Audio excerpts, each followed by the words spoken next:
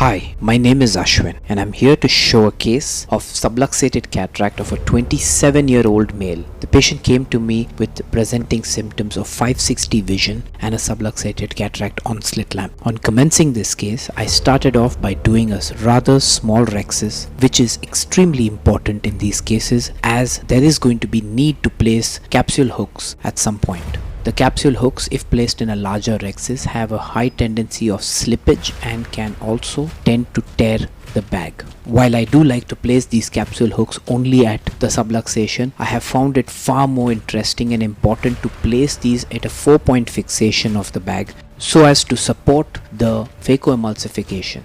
In this case, the phacoemulsification was rather quick and easy, as so was the irrigation aspiration. Now, upon releasing the capsular hooks, you can absolutely see the level of subluxation, and to support that bag, we're placing an Ahmed segment with a 6-O-proline suture that is flanged by using a low temp cautery. The low temp cautery helps flange one side, which is then tested before taking inside the eye.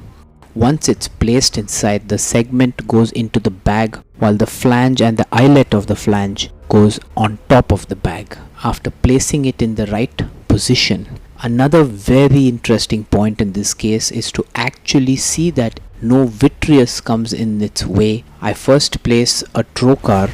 This trocar assists me in performing a vitrectomy so that the vitreous does not prolapse through the site of subluxation.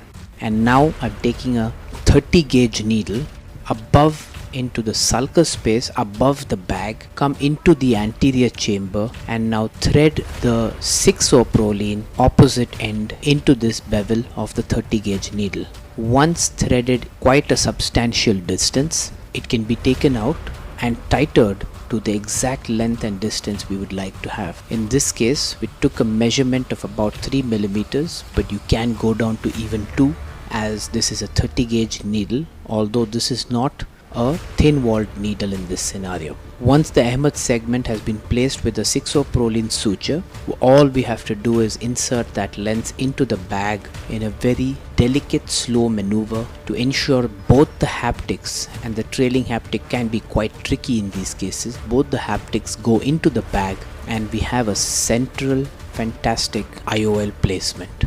Once we've performed this, obviously putting some myocol to reduce the size of the pupil really helped.